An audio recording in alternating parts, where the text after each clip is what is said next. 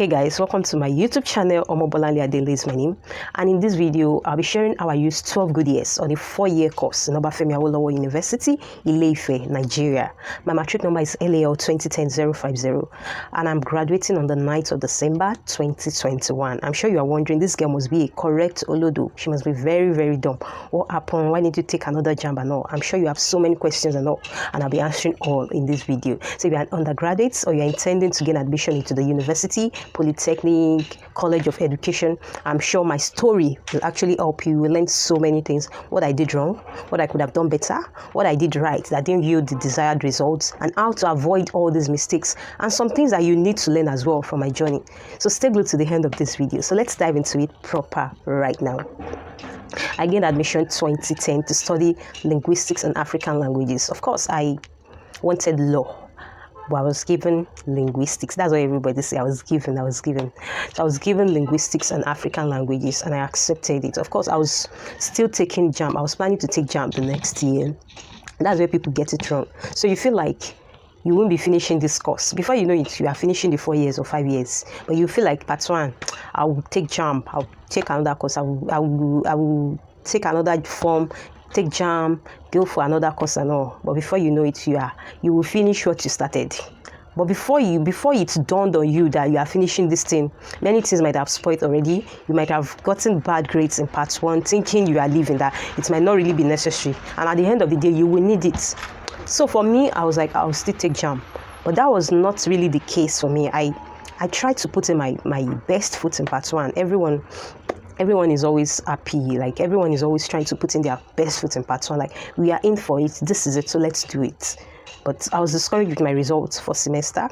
I had to retake, I think, 3 courses. Like, I had 2 or 3 courses that I failed for semester. Second semester again, 2 courses. Yeah? And second semester, I even put in the best. I tried more. I wanted to get things right. Not because I wasn't thinking that I'm taking JAMB, I'll leave this course and all. I was like, I'm already into it, so let me do it well. But I don't know. Somehow, I failed. I failed many courses. And from that part one, I couldn't stabilize myself all the way. Some people can, but for me, it didn't happen that way. So part 2, I had to start retaking the courses and still trying to navigate my way through with my current courses, my part 2 courses, while I'm still going back to retake the courses I failed in part 1. So it wasn't easy navigating my way through the 2. So at that point in time, I was already getting discouraged, especially when I saw my first semester result again, part 2, kilo day. Like, at that point in time, I took JAMB. I wanted to opt for law or history or something different. But it didn't work out. And since then, I didn't even try another JAMB. I was like, I'm into this. Let me just I have to finish this and find a way to get things right. But I was not happy. I was not happy with my results. I was so sad. At that point in time, I was just frustrated. I was depressed. I was tired. I was angry. So I needed something to just distract me, because each time I'm reading or I'm in class, I'm thinking that I felt like a failure, like a total failure. Because I've always thought I'm smart, but getting to you, I felt like the dumbest person on the earth. So I started shrinking back. I wasn't putting the same energy I was putting in before. I shrink down. I was retaking the courses, taking my current courses. At the same time, I was not happy. When I'm in class, I'm lost in thought. I'm already thinking of something else. I'm just trying to think of something to take away instead of focusing on what is before me. So at that point in time, one of the things that I got myself into, the distractions I was involved in at that point in time, was fashion. Like, I love fashion. So when I'm in class, I'm already thinking of the next outfit I'll wear for the next class. Imagine someone that is still taking courses who should cut her hair and go on low cuts and be wearing anything to class, if not me.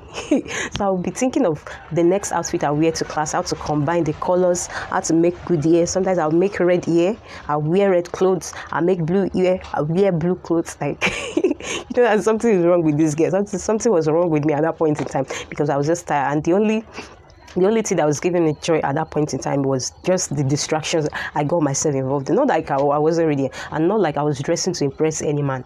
I just love fashion. Even if I'm not going anywhere, I love looking good and looking at myself in the mirror for hours. I can be there with nobody looking. So it wasn't like I was trying to impress anyone. I was impressing myself. That's the only time I feel good. So that was one of the distractions. So towards part 2, part 3, I needed an extra source of income. At that point in time, I was getting so broke in school. Not like something wasn't coming from home, but it wasn't consistent and it wasn't enough to pay the bills on ground, school bills, feeding, accommodation, and all. So I needed an extra source of income at that point in time to buy materials, school, everything. So what I had to do at that point in time was to involve myself in legitimate business at that point in time. So imagine someone that is still trying to balance academics, still trying to balance myself academically, like I'm not stable yet. Now involving business, that's a disaster, But I have to do what I have to do. I can't beg. I can't trade my body for cash. So I have to do what I have to do. So for some of you, you might not have the strength to combine business and academics together. Some people can do it perfectly, balancing business, academic, church, everything together and do it so well. But some of us can't. One have to suffer for some. But for some people, they can multitask. They can do everything all together. So know your strengths before you get involved in all those things. It's just 4 years or 5 years. If your parents have the financial might, or you have people supporting you, and I will implore you, for God's sake, focus on that academics for that 4 years or 5 years. Finish, then you can you can explore every other thing you want to do. But if your case is different, probably you are an orphan, you don't have a father, you don't have a mother, you don't have any support system, you are the one supporting yourself and all. You have to do it. Even if you don't have the strength, you don't have the choice. Like you don't have any excuse for not going to school. There are so many people that don't have parents, they don't have father, they don't have mother. They got their BSc, MSc, PhD. So you have no excuse for not getting that certificate. You have hand, you have leg. We have people that don't have hand, deaf, that are in school, paying their bills and all. We have people that are lame, that are walking on the street. You see them on the street of Lagos, anywhere you are. So you can get a job, you can find something doing, even if it's a part-time, you can do it. So for me, I had to do business. And again, I was already looking for something to distract myself, So I was happy. I was into business at that point in time. I was happy. That was like one of the ways to take away my grief. Because when I'm in class or when I'm doing anything academics, I'm sad. I'm always sad and all. I was like at that point in time, I was not myself anymore. I felt like a failure. So now I find something. I find my strength. I finally find something that brings out the spark in me, and that was business. But starting out was not easy because for someone like me, I'm a very reserved person. I don't like talking to people. Not like I hate people, but I like to be I like to be by myself. You can lock me up in a room for a year. For 10 years, just give me, once I have internet, once there's food, there's water, there's lights. I don't really watch TV like that. Once everything is set, you can lock me up in the room. I don't like talking to people like that. So for someone like me, I love to be on my own. I don't like trying to convince anybody to buy anything and all. I don't like forcing myself on anybody, on anything. I just love to be on my own. So doing business exposed me to that part of me that I need to break out of. Like I have to start. You can't sell. I'm not selling to myself. So I have to talk to people. And talking to people in my own case is not one person. I could make beads. One of the things I learned during my secondary school, but primary school days was bead making.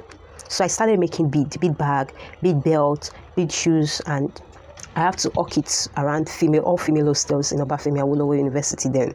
So from Mose, I'm going to Morimi, I'm going to Alumni, I'm going to maintenance, I'll go there. And each room in Mose in particular, because Mose was like one of my major bees, because Mozambique students, they have money than other. They are in part one, they send them money very well. The Morimi girls too, Morimi. They also have the cash. But you can't compare them to Mozambique or students. They are the ones that, if you want to start selling anything on campus, especially fashion items, and not focus on Mozambique or students. So once you enter one room, you meet like 15 people, sometimes 20. Normally, we are supposed to be like 9, like 10 in a room. I don't know the numbers now. But as then, in my own room in Mozambique Hall, we are like 15 because we had squatters. We are like 27. We had squatters on every bed, and the school was not no issue. But that's the way it is because there's not enough. The accommodation in the school is not enough for for the student. So when I enter a room, I'll meet like 20 people, 15 people. Me that I'm trying to shrink myself away from people. So I have to break from my shell. And when you enter that room, they'll look at you and size you up, student. So you have to be vocal. Then you have to be able to pitch the product you want to sell. They are students, they don't really have much money. Why should they invest on that product? Why should they buy that skirt? You have to tell them why they need that skirt, how it will look on them and all. So that was one of the things I learned. I learned how to have confidence to face. Like right now, I can face millions of people to pitch any products, any service, anything, which was why I won a business grant in 2018. Out of over 100 people, I was one of the 10 winners, because at that point in time, I've developed myself to the level that I could sell anything. I could pitch any product. I could pitch any service to anyone and make you fall in love and buy that product. So that was one of the things I was learning. That was one of the things I learned on through this journey. So getting to most again, one of the things I also learn again is how to deal with different kind of people. Like I love my space, I don't like to interact with people. So now I'm meeting different set of human beings. You have to meet the one that doesn't have cash to buy your products. Yes, they don't have the cash, they wear your clothes. Let me tell you, the thing is, I sold so many things, ranging from clothing to beads to gadgets, washing machine, electronics, so many things. Like what I didn't sell is very few. I sold many things, both digital products and physical products throughout my days in Obafemi Awolowo University, because I was improving on my selling ability, and I was selling different products per time, different products that is in demand per time. So when I was selling clothes, you will meet students that they will wear the clothes. They don't have the cash, for God's sake. You don't have the money. And I have like 10 different rooms to enter, not even 10. I have like maybe 5 or 6 blocks to cover per time. And that's after class. When I'm already stressed out from classwork in the evening, coming back from lecture, and I have to pick my bag from my room, carry my bag to Mozambique or Morimi, and when you now get there, they don't have the cash, they wear your clothes. And the funniest part is you see some of them that are very, very stupid. They will call their friends to come and snap them. Imagine. So you have to start dragging in with those kind of people that this is wrong, and you can't fight them. Customer is always right. So you still have to balance that pool. At the same time, you still have to be very street smart. That was one of the things I learned at that point in time. I became street smart. That was where my journey started in the business world. And if you can deal with students, you can deal with any set of people, any kind of customer, any kind of client in this world. Both if you are selling digital product or physical products, trust me, students are the most difficult set of people to handle. So you have to start telling them, drop this and all, and you won't fight them. So you have to learn patience as well to deal with people, how to learn how to be confident. And in a day, every single day that I enter a block, that I enter any hostel, I'll cover, each line has like 10 rooms. And that 10 rooms, I'll cover like nothing less than 5 blocks. So imagine meeting 10 people, like meeting 15 people. Let's even limit it to 10. But normally in a room, I meet nothing less than 15 people most times, or even 20 students, because we have squatters in each room. So every time I'm going to sell my product, I'll be pitching my products, my business to over 15 people in a room. So 10 blocks, imagine 15 people, 15 times 10. That's just one block. I'm covering like 6 blocks. Sometimes I cover like 10 blocks in a day. So imagine. So at that point in time, I became so popular. They know me as the girl that sell bandit skirts. And I was retaking courses with those patrons. So when they see me in class, they'll be like, "Auntie, are you bringing bandit skirts this evening?" Like, imagine the kind of... But that was just it. So I was learning on the way, and I was still trying to balance academics. After I'm done, after I'm back home, I have to read for test, for exam. I was still trying to do everything all together. In fact, my last paper, at that point in time in my final year, I had so many extra years on grant. That was a point where I was totally depressed, frustrated. Of course, I was happy with their business side of that's a positive side. The negative side, I wasn't happy with academics. I wasn't happy with the way things were going and all. I couldn't even tell my mom that this is it, because I know the struggle, the pain she's going through to see that I finish and all. So I was at that point in time, I felt that was the point in time where I felt totally frustrated in my life. The last paper, I didn't even have the confidence to read anymore, because I felt like even if I read it, I'll fail. And it shouldn't be so. You should be confident no matter what, just have that confidence. But for me, in fact, I couldn't write anything. My hands were shaking because I was just thinking of how I'll come back for the next thing. I was angry. I was angry with my lecturer. I was angry with my fellow students. I was even angry with my friend. And they were not the cause of my misfortune. I was just angry. I wrote almost nothing on my last paper. In fact, the lecturer was like, it's like, this guy, probably already thinking that maybe this guy is running crazy or she's getting running mad. I just dropped my paper, get out, and I ran away because we were supposed to dance and do so many things, FYB things. I was like, I'm still coming back. Why should I be dancing around? I shouldn't be among those people that will be dancing. I was just angry. And now I'm wishing I did all that because now everything makes sense at the end of the day. So I've been looking back at the pictures now, looking back at the memories and be happy. But that was just it. So I last I had to come back to do the extra to complete my extra years and all.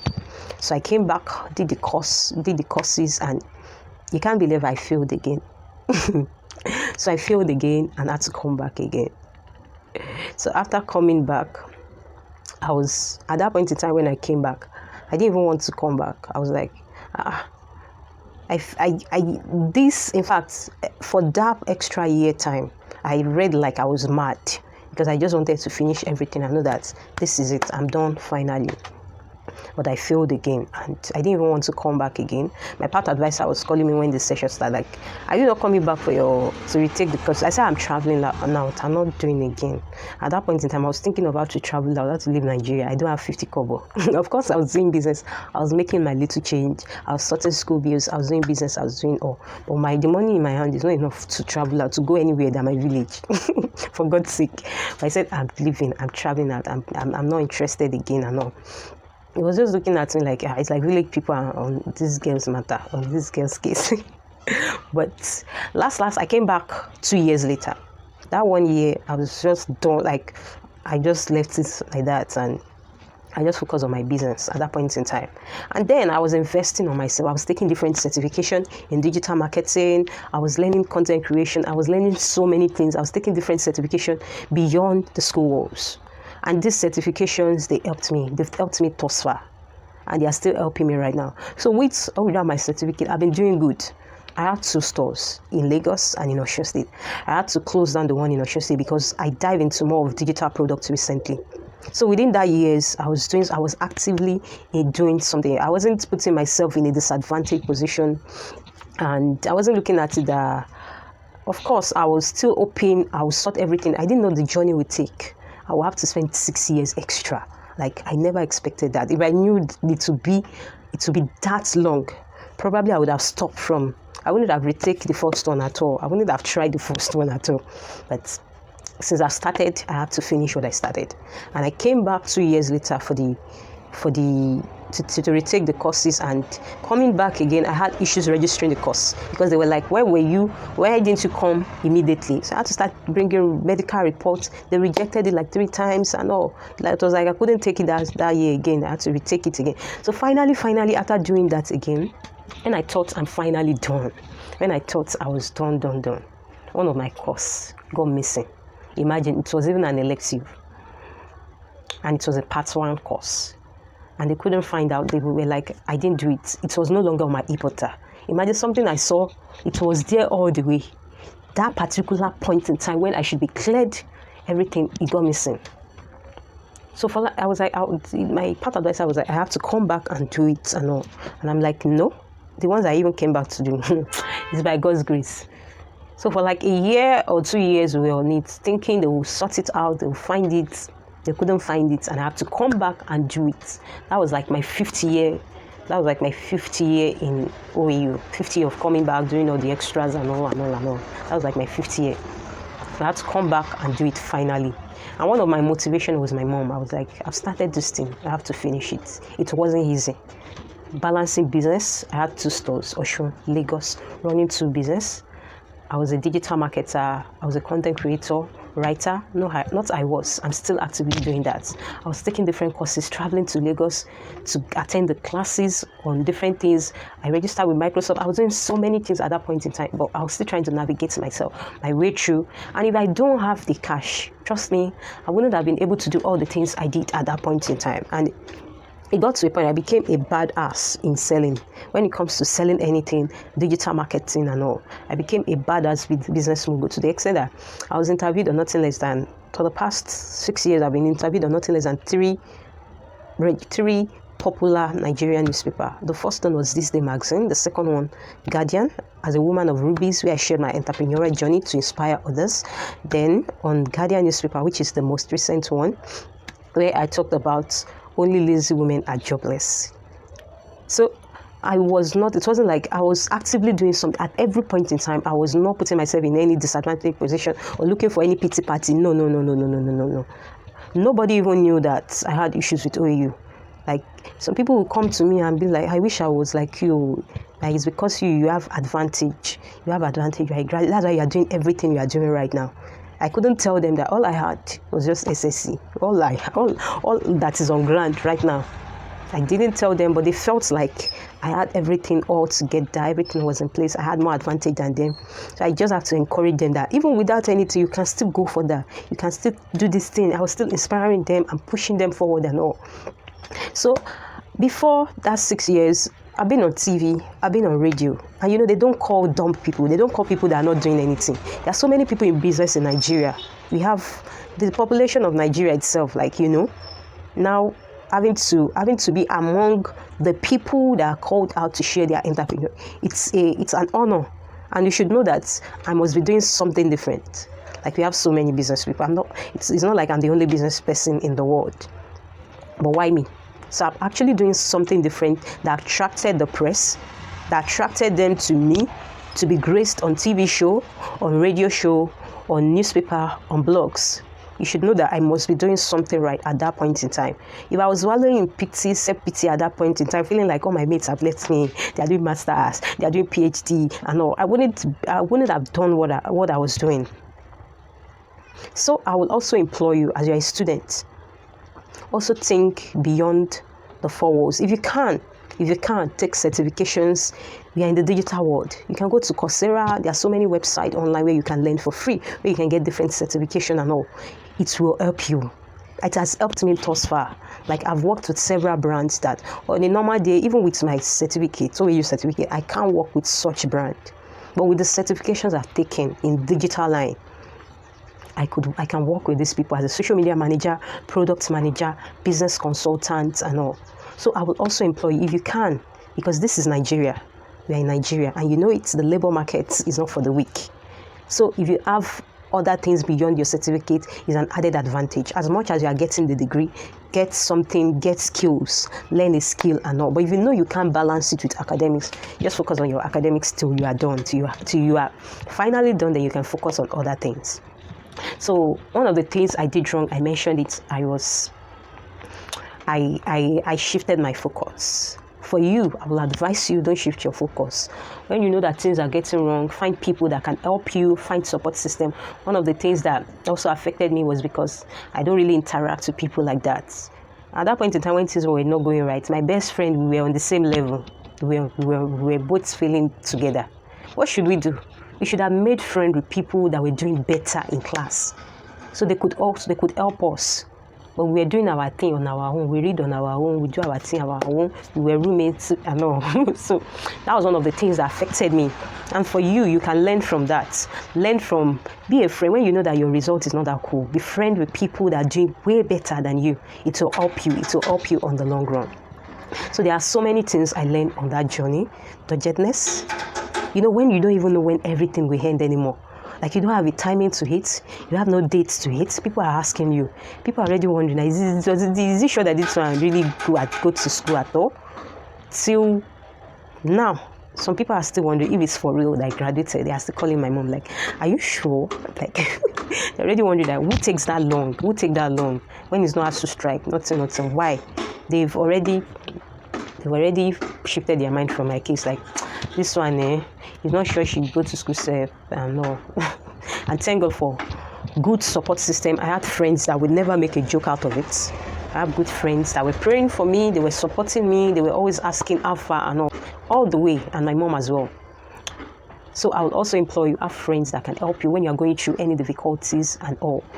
So another thing that I learned on the journey is perseverance, doggedness, When you started something, just do it. I don't know any setback you are facing right now in your academics, marriage, business, relationship, and all. This applies to all areas of life.